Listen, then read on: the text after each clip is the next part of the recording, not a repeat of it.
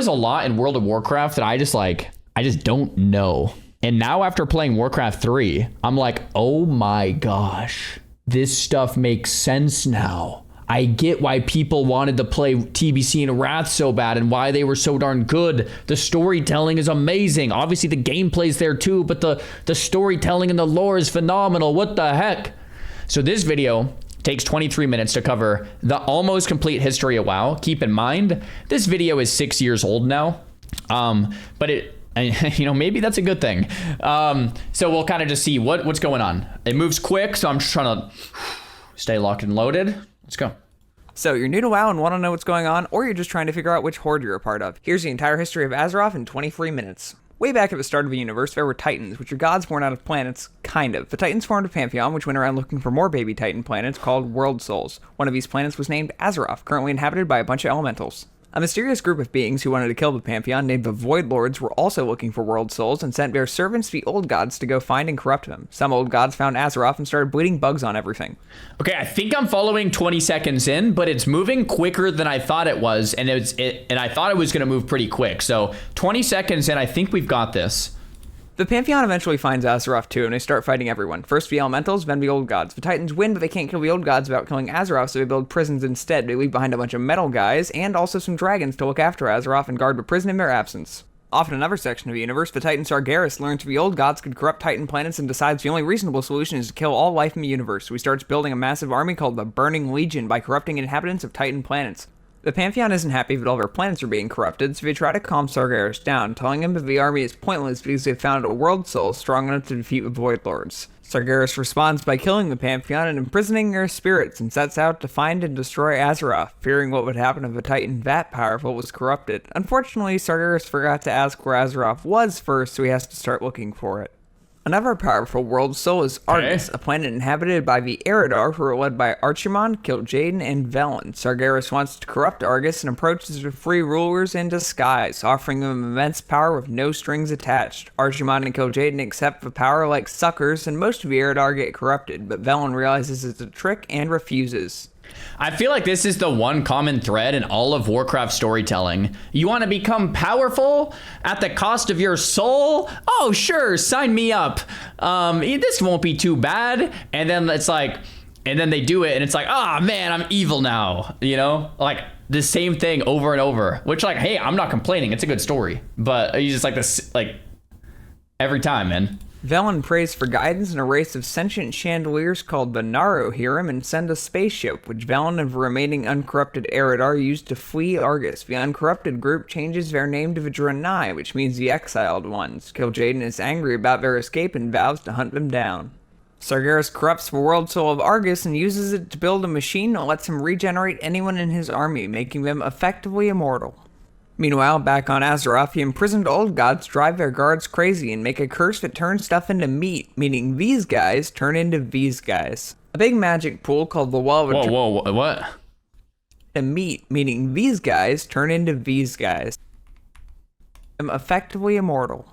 Meanwhile, back on Azeroth, the imprisoned old gods drive their guards crazy and make a curse that turns stuff into meat, meaning these guys turn into these guys. A big magic pool called the Wall of Eternity that was Curse of Flesh. You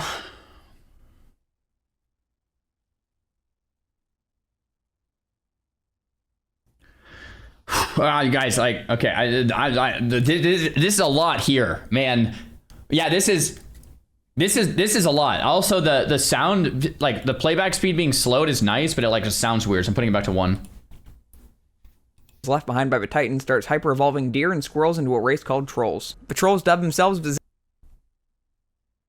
deer. Wait, trolls are from deer and squirrels? What? Zandalari and form the No one. Okay. Zandalari Empire, which has a strict caste system. The lowest caste decides that being in the lowest caste sucks and leaves to form their own empires. One of these empires settles by the Well of Eternity and evolve even further, transforming into elves. These newly formed elves create the Caldori Empire. Led by Queen Azshara, they use the Well of Eternity to gain magical and technological... Elves are from trolls? No, this must be a separate kind of elf. Yes? Now I'm more confused than when we started this video. Are you kidding me? What? I'm going back. Empires. One of these empires settles by the Well of Eternity and evolve even further, transforming into elves. These newly formed elves create the Pandaria Empire. So trolls just evolved to be elves from the Well of Eternity. Led by Queen Azara, they use the Well of Eternity to gain magical and technological superiority, allowing them to swiftly defeat the Zandalari and take over Kalimdor. The Kaldor's excessive use of the Well of Eternity lets Sargeras magically access Azeroth, but he still has no idea where it is in physical space, so he needs to rely on opening portals to invade. Since he needs a powerful mage to open the portals, Sargeras reaches out to Azara and offers her a place at his side. Azara agrees and uses the Well of Eternity to summon a Burning Legion into Azeroth. The dragons in an elf rebellion led by Tyrande Whisperwind and brothers Illidan and Malfurion Stormrage fight to stop Azara in the War of the Ancients. So this is the first war. Attempting to gain power against the Legion, Illidan pretends to join Azara's forces. Sargeras is so grateful he stabs out Illidan's eyes and gives him cool demon vision. This allows Illidan to see the true power of a Burning Legion, and he begins to fear their defeat on Azeroth will ultimately be pointless. One of the 5 aspects, named Neltharion, is driven mad by the old gods, who convince him to steal the other aspect's powers by making a weapon called the Dragon Soul under the guise of fighting the Legion. Once the weapon is built, Neltharion blows everyone up with it. He changes his name to Deathwing to show off how edgy and cool he is. Malfurion steals the Dragon Soul and hides it. Deathwing is sealed in Deep Home, a big cave at the core of Azeroth. The Rebellion shuts down the portal and stops the Legion, but the Well of Eternity is destroyed in the process, which causes a big magical explosion called the Centering that breaks Kalimdor into a bunch of little pieces. So Kalimdor was Pangaea, and it blows up, Well of Eternity explodes. Now we're going to hear the part where Illidan is trying to rebuild it, and this is why he gets imprisoned for 10,000 years, right? That's coming? As the Kaldori capital sinks into the ocean, the old god N'Zoth turns Azara and her followers into fish. Obsessed with the power of the Nightwell and fearing another Legion invasion, Illidan uses water reeds stolen from the Well of Eternity to make a new well in Mount Hyjal. The other elves are angered by this and throw Illidan in jail for his actions. I mean, guys, do I lore? There we go. I knew that part because we've had discussions about this part.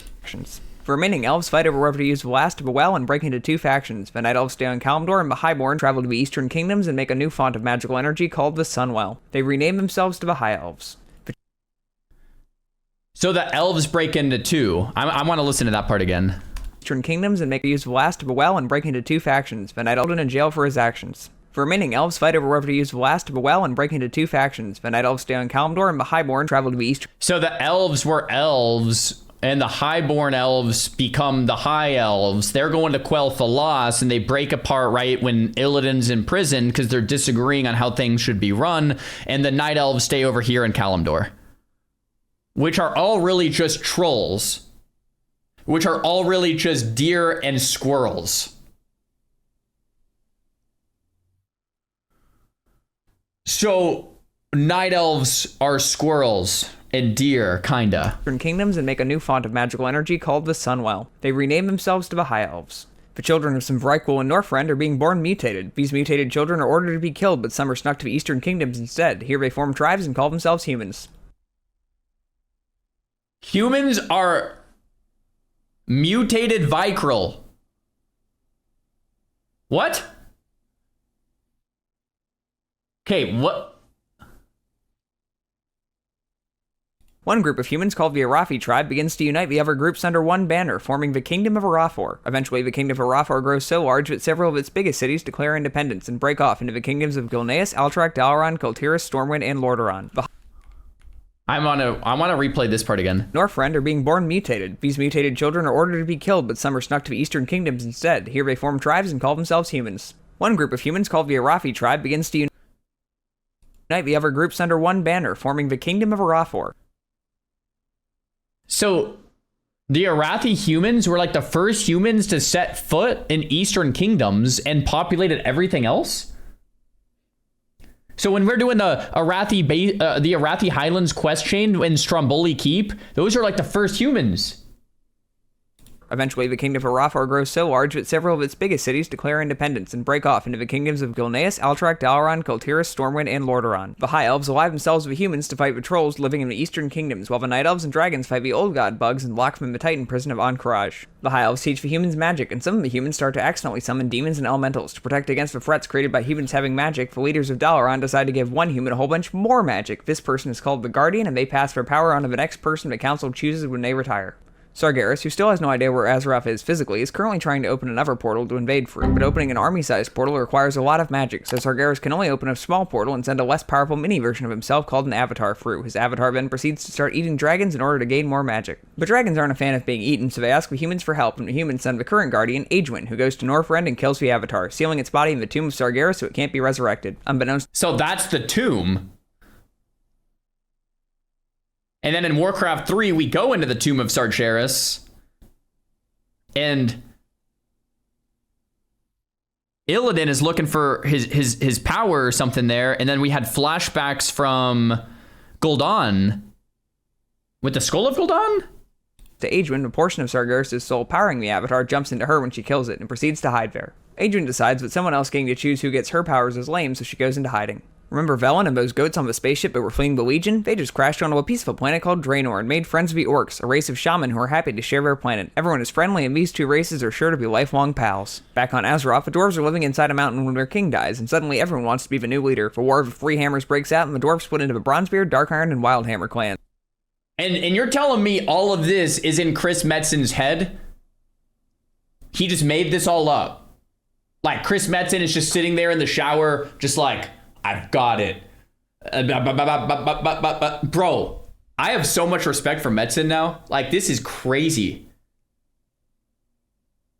This is crazy. It's the Bronzebeards win and take over Ironforge. Angry over losing the war, the Darkirons try to summon elementals to kill the Ever clans, but they do too good a job and accidentally summon Ragnaros, the Fire Lord, who traps the Dark Iron dwarves inside a Black Rock mountain and forces them to act as his slaves. Agewen is still in hiding and just had a child named Medivh. Unbeknownst to her, the latent fragments of Sargeras' soul jump into Medivh and hide inside him. In a stunning display of nepotism, Agewen gives her infant child the powers of a guardian. The human kingdom of Stormwind goes to war with the Gurubashi trolls. During a troll attack on Stormwind City, the now adult Medivh uses his powers as the guardian to obliterate the trolls and save the city. He's heralded as a hero and welcomed as the new guardian. Sargeras remains undiscovered inside of him. On Draenor, Kil'jaeden has tracked down Velen and... Sargeras is inside of Medivh?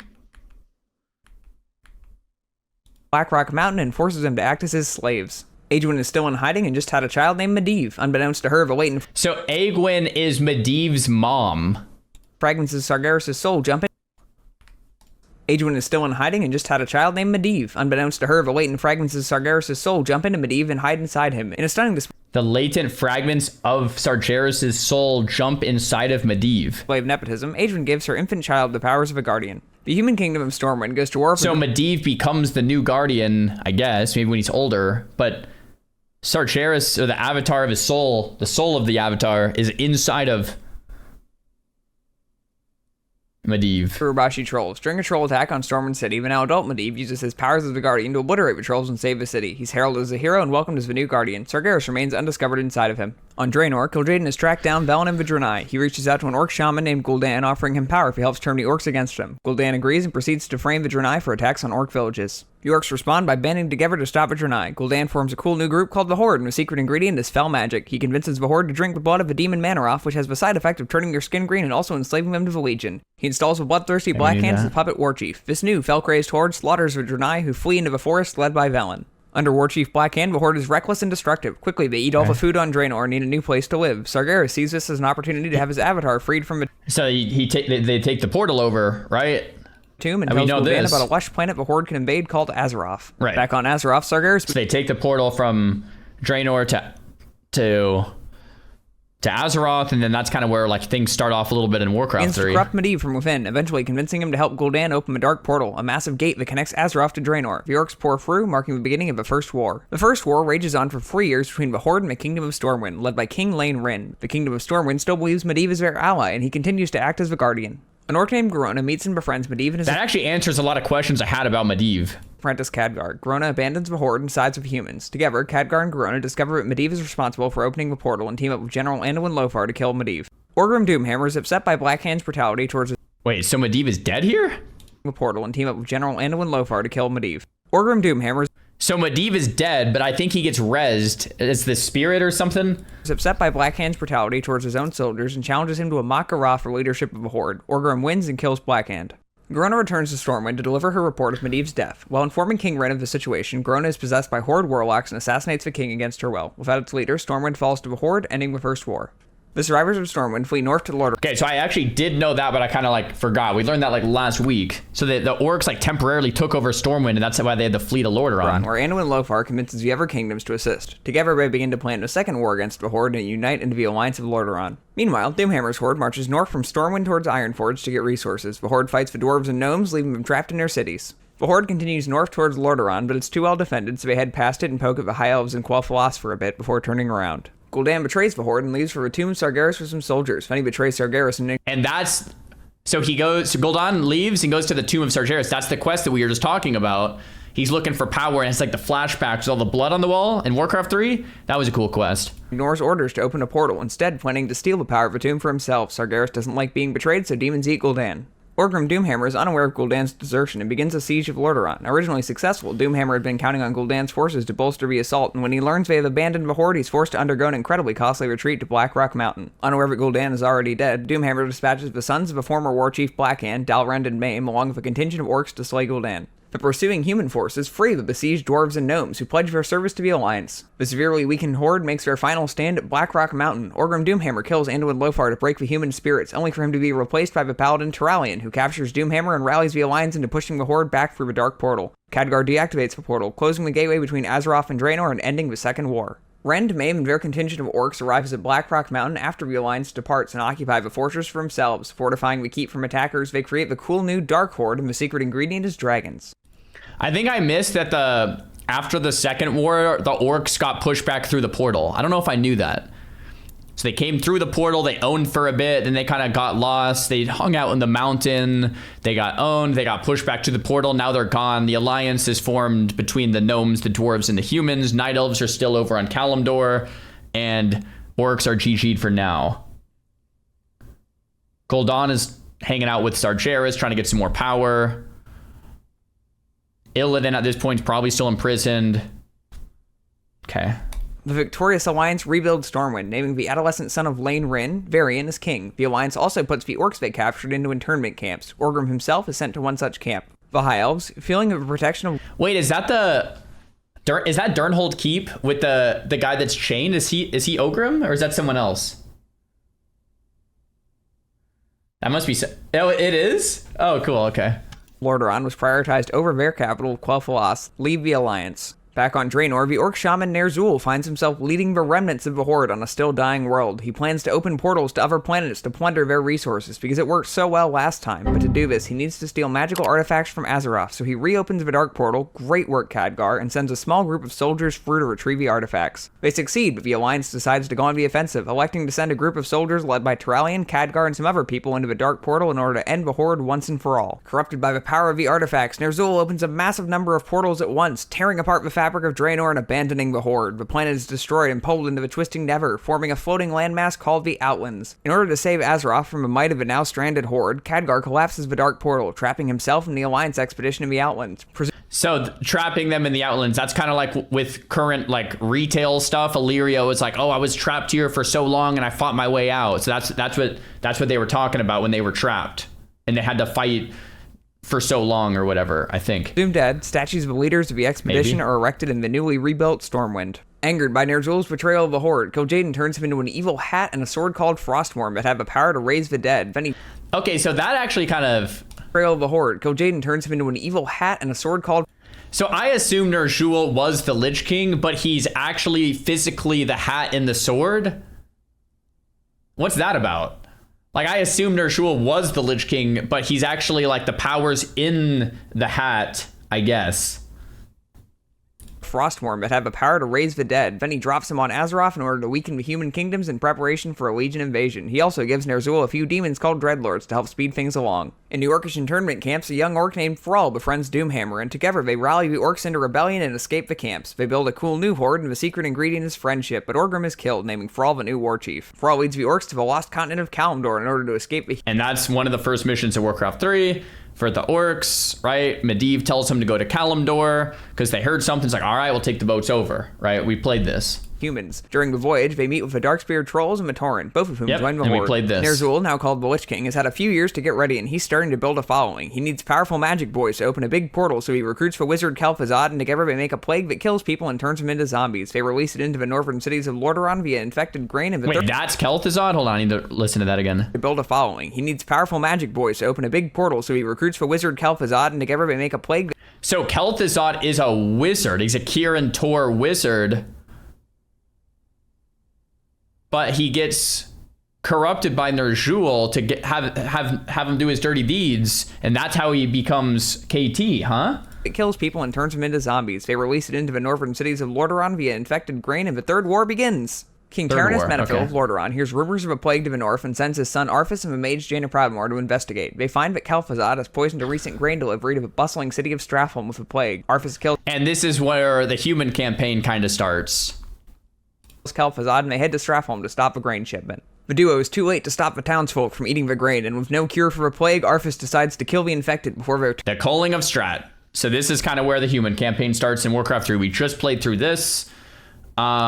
Got it. turned into mindless undead. Jaina is aghast and abandons Arthas. Arthas purges the city and meets the Dreadlord Mal'Ganis, who taunts the prince, telling him to find him in Northrend. Arthas becomes obsessed with taking revenge on Mal'Ganis and follows him to Northrend, discovering the sword Frostmourne along the way. The sword consumes his soul, and Arthas is corrupted by the will of the Lich King, becoming an undead soldier called a Death Knight. Now minion of the Lich King, Arthas returns to Lordaeron and murders his father, King Caranus Menethil, while his forces destroy the city. The Lich King still needs Kel'Thuzad to summon Archimon, so he orders Arthas to stuff the dead wizard chunks in a jar. In order to raise Kel'Thuzad as a Lich, Arthas needs the power of the...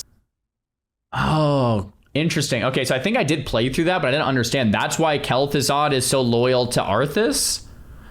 Because he saved his life by sticking him into a jar to resummon him. I think. Sunwell, so he marches his forces north to Kel'Thalas. Along the way, he captures the Ranger General of Silvermoon, Sylvanas Windrunner, who he kills and raises as a Banshee. The Scourge storm Silvermoon and slaughter the High Elves, raising Kel'Thuzad as a Lich and corrupting the Sunwell in the process. With Kel'Thuzad resurrected, the Scourge return south and raid the city of Dalaran for a magic book. Once they have it, Kel'Thuzad summons Archimon, who builds a sandcastle and punches it, which destroys Dalaran. Remember that second Well of Eternity Illidan made in Hyjal? Archimon needs it to summon the Legion, so he and the gang head west to Kalimdor. Also, a big tree called the World Tree grew in it, and it made the elves immortal. Jaina and Thrall are both met by the ghost of Medivh, who says they need to stop Archimon at Mount Hyjal or Azeroth will be destroyed. Jaina leads the Alliance to Kalimdor. On Kalimdor, the spooky Medivh ghost meets Jaina and Thrall again and tells them that the Alliance and Horde need to work together. But one group of orcs under Grommash Hellscream gets tricked by Manaroth into drinking more demon blood and become servants of a burning legion again. Jaina frees Grom, who kills Manaroth, freeing the orcs but killing himself in the process. The Night Elves find out that the legion is invading again and join the fight. Tyrande, now the leader of the Night Elves, orders Illidan to be released from jail to help fight demons. Illidan promises Tyrande, unbelievable! he's done consuming demonic power to stop the legion. Illidan then promptly consumes more demonic power to stop the legion, eating the skull of Gul'dan and using the powers to blow up a Dreadlord. Tyrande and Malfurion are furious and banish Illidan, who runs off and sulks. The ghost of Medivh tells everyone that he's manifesting because he feels bad for opening the dark portal and wants to fix his mistake. The three armies pledge to stop the Legion and build a series of base camps in Mount Hyjal to prevent Archimon from reaching the well. Archimon completely bulldozes through these base camps and reaches the well, so the ancient spirits of the Night Elves called... And this was the battle for Mount Hyjal, which was like probably my favorite mission in Warcraft 3, or at least like top 3. Wisps turn themselves into a bomb and blow Archimon and his army up. They also accidentally blow up a world tree, so the Night Elves stop being immortal, but at least the Third War is over. Thrall heads south into the deserts of Kalimdor and founds the Horde capital of Orgrimmar, named after Orgrim Doomhammer. So this is where I guess this is the end of the, what is it, Sentinels campaign or Night Elf? I can't remember which. Maybe Night Elf. But finding Orgrimmar I haven't done yet. I think this is in the bonus campaign. Yeah, I think this is the bonus campaign. But this is the Frozen Throne is happening right now. I don't think they're going to tell me much more about this. So Frozen Throne, I think I can still play. I don't think this is going to be too spoilery. In the ruins of Kel'Thalas, Prince Kal'Thas Sunstrider destroys the Sunwell so it doesn't corrupt his people. Without the Sunwell, the High Elves go into magic withdrawal, and most rename themselves to the Blood Elves. About 10% continue to call themselves High Elves and break off to rejoin the Alliance. So now this is TFT. This is TFT, so we played through here. Schism becomes the single largest point of contention among the WoW player base. Illidan, still angry about being accused of serving demons, agrees to serve Kil'jaeden by hunting down and killing the Lich King, who's gone rogue. He teams up with some Naga and Prince Kal'Thas and casts a spell which severely injures the Lich King. Ner'zhul the Hat realizes that unless someone puts him on, he will die from his injuries, so he recalls Arthas to Northrend. The Alliance rallies under Grand Marshal Garithos to push the undead out of the ruins of the Kingdom of Lordaeron, now called the Plaguelands. Due to the Lich King being weakened, Sylvanas breaks free from his control and works alongside them to retake the capital city. However, once the Scourge is defeated, she turns on her living allies and slays them. Claiming Lordaeron for herself, she unites the undead freed from Lich King's... And that's the undead. That's how they become the Forsaken. Like, we just learned that, what, 2 days ago? That's pretty cool. ...control into the Forsaken. Arthas leaves Calphazad to command the remaining Scourge of the Plaguelands and returns to Northrend. Illidan battles Arthas in a final attempt to prevent him from saving the Lich King, but Arthas wins and puts on the hat, merging his soul with Ner'zhul and being frozen in a block of ice. Illidan retreats through a portal to the Outlands with Calphas and... There it is. There it is. Okay. Some of the Naga. Fearing the Alliance will attempt to retake Lordaeron from her, Sylvanas and the Forsaken join the Horde, hoping their military might will deter the Alliance. The Horde now consists of Orcs, Tauren, Trolls, and Forsaken. With the loss of Lordaeron... So then this might be the bonus campaign a little bit. So this might be a little spoilery, maybe. The recently rebuilt city of Stormwind becomes the new seat of the Alliance, which consists of humans, dwarves, gnomes, night elves, and a few remaining high elves. The city of So high elves, lore accurate, could be Little Alliance. Dalaran gets rebuilt and they put it under a dome. A night elf named Fandral Staghelm decides to grow a new world tree called Teldrassil so the night elves can keep being immortal. It doesn't work, but the night elves decide to live on it anyway. While traveling to a diplomatic meeting with the Horde, King Varian Wrynn is kidnapped. His 10-year-old son Anduin is named leader of Stormwind, with Bolvar Fordragon acting as regent lord. This marks the beginning of World of Warcraft. The armies of the Horde and Alliance have... Okay, I mean, I could almost just stop the video now. I feel like I was kind of curious up to this point how things got there. I'm not gonna lie, I'm still like, I would have to rewatch that and slow mo like 15 times, but I think I kind of got it a little. Greatly weakened by the Third War, so both factions begin to recruit new soldiers from among their citizens to depopulate the local wildlife. These citizens become known as the Champions of Azeroth and are the player characters in WoW. In Blackrock Mountain, Ragnaros starts summoning... Wait. I want to... Factions begin to recruit new soldiers from among their citizens to depopulate the local wildlife. These citizens become known as the Champions of Azeroth and are the player characters in WoW. In Blackrock Mountain, Ragnaros starts summoning elementals, so the champions of the Horde and Alliance banish him back to the Firelands. Then they go upstairs and kill Rend Blackhand. On Kalimdor, Cthulhu and all the bugs break out of jail, so the Alliance and Horde build a stick and use it to break into bug jail to kill Cthulhu. We can kill old gods, but the Titans can't because reasons. Off in the Outlands, Illidan and Calphas steal a floating... I was actually thinking that, like, why do they need us to kill them? Couldn't they just... Anyway. Chandelier ship called Tempest Keep. Velen and the surviving Draenei steal a piece of it and fly off into space. Calphazad builds a big floating box called Noxramas that he's ruling the Plaguelands from. The champions of Azeroth break in and kill him. The remaining demons in the Outlands reopen the Dark Portal in order to invade Azeroth. They are beaten up immediately, and Azeroth decides to invade the Outlands to teach them a lesson. This marks the beginning of the Burning Crusade. Calphas discovers that Fel energy is a substitute for his Sunwell and joins the Legion. Blood Elves start doing Fel magic and their eyes turn green. Some are upset about this and join the Horde. The rest continue to follow Calphas. The Draenei crash land on Azeroth and join the Alliance because it's the side that doesn't have orcs. The Alliance find Khadgar, Círdan, and Trollbane alive and operating in the Outlands. Illyria Windrunner and General Turalyon are still missing. Thrall meets Garrosh Hellscream, the son who Grommash Hellscream left behind on Draenor. The two become friends and Garrosh joins the Horde. The champions of Azeroth beat up Illidan and send him to jail. Then we beat up Calphas and he gets really big and dies. Calphas gets resurrected with Fel magic and decides to use the Sunwell to summon Kil'jaeden to Azeroth. The Alliance and Horde lay siege to the Sunwell, killing Calphas again and stopping Kil'jaeden before he can enter Azeroth. Velen purifies the Sunwell by throwing a dead chandelier into it so Blood Elves don't die of withdrawal. This marks the end of a Burning Crusade. That's TBC. Wow. TBC in 1 minute. All right. Northrend, Malygos gets mad about how much magic people are using and decides no more magic for anyone. He begins to slurp up all the magic on Azeroth, which angers Vakir and Tor of Dalaran, since without magic, wizards are just frail nerds. They teleport Dalaran to the skies above Northrend and team up with the other dragon aspects in order to fight Malygos. Varian Wrynn is rescued and returns to Stormwind to take his place as High King of the Alliance. The new and improved Lich King Arthas wakes up and decides to conquer Azeroth. He sends infected grain to the capital cities of the Alliance and Horde, which kills some citizens, but mostly just angers the two factions, who team up and send an expedition to Northrend to stop the Lich King. They're joined by the Argent Crusade, a group of paladins devoted to stopping the undead. Some of Arthas' Death Knights rebel and join the Alliance and Horde. The Lich King resurrects Kel'Thuzad again and moves Naxxramas to Northrend in order to fight the Argent Crusade. Kel'Thuzad is killed almost immediately. Also, the dragons kill Malygos, so he stops eating all the magic, and another dragon named Klekos replaces him as the Aspect. Some of the Forsaken betray everyone and release a plague on a bunch of Alliance and Horde soldiers, including Bolvar Fordragon. Alexstrasza tries to save him by setting him on fire, with questionable results. Yogg-Saron wakes up inside of Ulduar, so the champions of Azeroth kill him before he drives everyone insane. The Argent Crusade hosts a big joust to decide who gets to kill the Lich King. The winners get to storm Icecrown Citadel. It's discovered that the charred but still alive Bolvar is being held by Arthas. Led by the High Lord of the Argent Crusade, Tyrion Fordring, the best jousters in Azeroth march on Icecrown Citadel and kill the Lich King, shattering Frostmourne in the process. The spirit of King Tyrannus Menethil is released from Frostmourne and tells Tyrion that someone needs to put on the evil hat or the undead will start killing everyone. The walking charcoal briquette that is Bolvar calls dibs and becomes the new Lich King, getting frozen in a block of ice. The War of the Lich King ends. Remember Deathwing? So Tyrion is from the Argent Crusade. Okay. The old gods have been whispering to him for 10,000 years, so he's even crazier than... I feel like I didn't want to watch this like from here forward again. It's a big joust to decide who gets to kill the Lich King. The winners get to storm Icecrown Citadel. It's discovered that the charred but still alive Bolvar is being held by Arthas. Led by the High Lord of the Argent Crusade, Tyrion Fordring, the best jousters in Azeroth march on Icecrown Citadel and kill the Lich King, shattering Frostmourne in the process. Right. The spirit of King Tyrannus Menethil is released from Frostmourne and tells Tyrion that someone needs to put on the evil hat or the undead will start killing everyone. So Tyrion is one of the original 5 Pallies. He did really well in the jousting tournament from the Argent Crusade and then marched upon the Lich King and helped us kill him.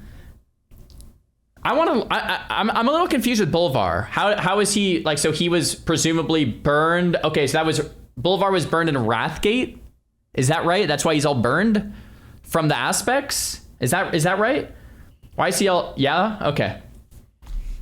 A walking charcoal briquette that is Bolvar calls dibs and becomes the new Lich King, getting frozen in a block of ice. The War of the Lich King ends. Remember Deathwing? The old gods have been whispering to him for 10,000 years, so he's even crazier than before, and he just woke up on the wrong side of a bed and broke out a deep home, blowing up a lot of Azeroth in the process. Now everything is on fire and Fantasy Utah got flooded. The king of the dwarves, Magni Bronzebeard, tries to research how to stop Deathwing from blowing up Azeroth and accidentally turns himself into a giant diamond. Now Ironforge doesn't have a king and the free dwarf clans fight over who should lead. They wind up deciding to just make a council. Gilneas gets overrun by a furry convention and the Forsaken invade and try to plague them. The Alliance shows up to help, but Sylvanas destroys Gilneas anyway. The wolves want revenge, so they rejoin the Alliance. A bunch of goblins that live on an island almost die in a storm, but Thrall saves them, so they join the Horde. The dragon aspects team up to stop Deathwing, but they can't form Captain Planet without the aspect of rocks, so they recruit Thrall because he's good at talking to rocks. This means Thrall has to retire from the Horde, so he appoints Garrosh as the new war chief. Deathwing decides he isn't burning things fast enough, so he summons Ragnaros, who has legs now. The druids storm into the Firelands to keep Ragnaros from burning down their trees and kill him for real this time. The aspects realize they can't stop Deathwing without using the Dragon Soul, so Nosdormu goes back in time and steals it. Then Thrall blows him up. Using the Dragon Soul to blow up Deathwing used up all the Dragon aspects' power, so they aren't as powerful anymore. The Cataclysm ends.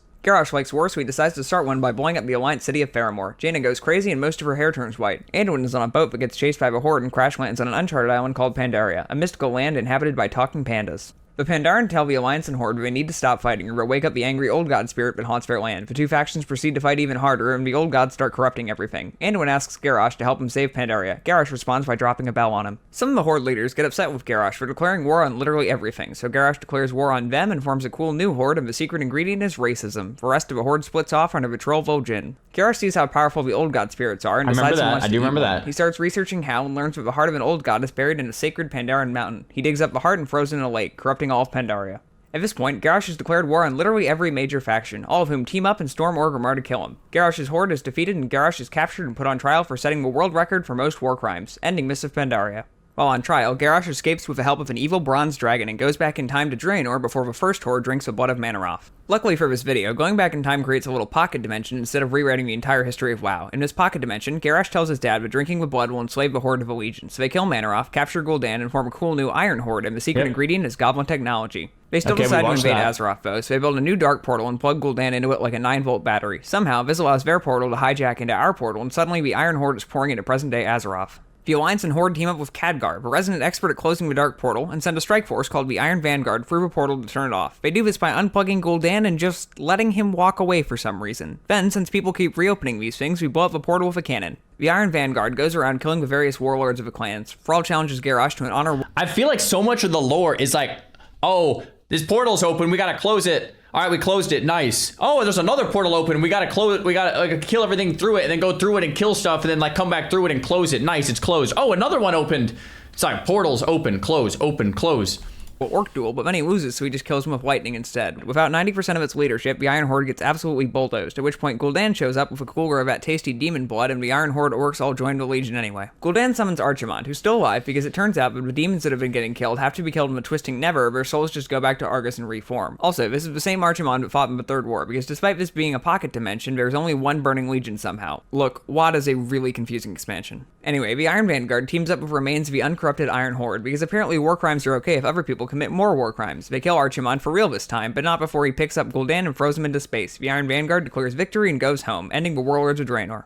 The Burning Legion sends alternate universe Gul'dan to Azeroth in order to open the tomb of Sargeras and let the Legion invade, and this time he actually does it. He also steals Illidan's unconscious body from jail to use as a vessel for Sargeras. The Alliance and Horde team up to stop the Burning Legion once and for all in a broken shore, and they get absolutely obliterated. Tyrion gets melted, Vol'jin is murked by a random demon, and Varian gets disenchanted by Gul'dan. For reasons unclear to everyone, including Vol'jin, he decides Sylvanas should be the next war chief and then promptly dies. Anduin is now High King of the Alliance and also kinda hot. Remember that Dwarf King who got turned into a rock? He woke up and he can talk to Azeroth now. Also, a fat goat turns Ysera crazy, so the Champions of Azeroth killer. Lich King Bolvar wakes up and he starts making Death Knights to fight the Legion. Also, he's on our side now. The Legion is still primarily located on the Broken Isle, so he starts making now. Also, a fat goat turns Ysera crazy, so the Champions of Azeroth killer. Lich King Bolvar wakes up and he starts making Death Knights to fight the Legion. Also, he's on our side now. The Legion is still primarily located on the Broken Isle, so Khadgar teleports Dalaran there to fight them. The Alliance and Horde free Illidan, who disenchants Gul'dan. The Burning Legion is starting to lose, so Kil'jaeden plans to use the Tomb of Sargeras to make an even bigger portal so the Legion can bring more troops from Argus, but we storm the tomb and kill him first. For real this time. Illidan then opens the portal anyway, because he wants to fight more demons. The armies of Azeroth all pile onto a spaceship and fly to the planet Argus to kill the Titan Argus. They find Illyria and Turellian, who are on a space crusade. The gang finds out that Sargeras is holding the souls of a Titan Pantheon prisoner and free them. Then they kill Argus, which means the demons can't respawn anymore. Meanwhile, Sargeras finally has a portal big enough to pass through, so he heads to Azeroth to destroy it. The Pantheon stops him and puts him in Bad Titan jail, but not before Sargeras impales his sword into Azeroth in a last-ditch effort to kill the World Soul. The Legion is defeated and Illidan stays behind to bully Sargeras. Back on Azeroth, the Titan World Soul is bleeding to death because it has a big sword stuck in it. The blood is good at making bombs, so everybody wants it. Sylvanas is angry when an elf was mean to her, so she burns down Teldrassil. The Alliance retaliates by storming Lordaeron, so Sylvanas blows it up. Anduin captures High Overlord Saurfang, who feels bad about burning down a tree full of defenseless civilians. The Champions of Azeroth get a I think I might have just missed this. What happened to Sargeras there? Where did he go? Is he GG'd? If he's GG'd, doesn't the whole story end? What happened to Sargeras? He was in prison. He went to jail. Why do they always do this whole thing where they send the bad guy to jail and then like they just get like they find a way out? It's like okay, like we already killed, like bro, we already beat him. Like shouldn't it end right there? Technically? Like that was the biggest bad dude, right? Like Sargeras is GG'd. Like we did it, guys. Over. It's over. Fantasy phone call from Magni. Azeroth is going to die unless they cram a lot of her blood into a magic necklace, so they start doing that. The Alliance and Horde go to Kul Tiras and Zandalar because they need boats. Saurfang still feels bad about committing genocide, so Anduin lets him go. Saurfang rallies the rest of the Horde behind him because they also feel bad about committing genocide. Saurfang and his no-genocide Horde team up with the Alliance and go to Orgrimmar to stop Sylvanas and her pro-genocide Horde. Saurfang decides at the last minute to challenge Sylvanas to an honorable orc duel instead, and Sylvanas agrees. Saurfang is about to win, so Sylvanas just insta-kills him and tells the Horde she never liked him anyway and flies off. Everyone feels bad, but her pro-genocide Horde's mom just left, so they forgive them for all the genocide immediately and before 4 ends. Things are starting to wind down when the Champions of Azeroth accidentally set N'Zoth free because a knife tells them to. Then they kill him with a magic necklace and nothing of consequence changes. Sylvanas flies to Icecrown Citadel, beats up Lich King Bolvar and steals his hat. Then she breaks it, which makes the sky explode and also probably kills Ner'zhul. Now the afterlife is connected to regular life, which is bad, so everyone is about to kill themselves in order to beat up the Grim Reaper. And that's the history of WoW.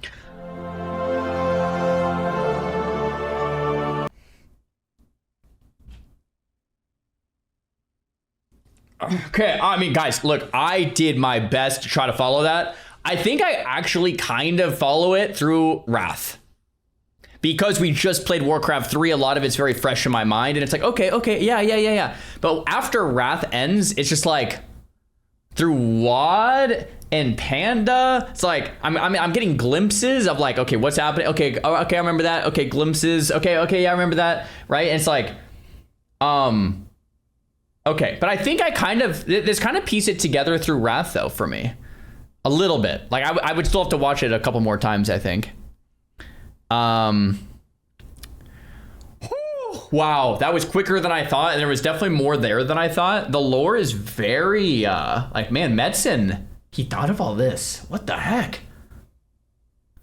What the heck? What the heck?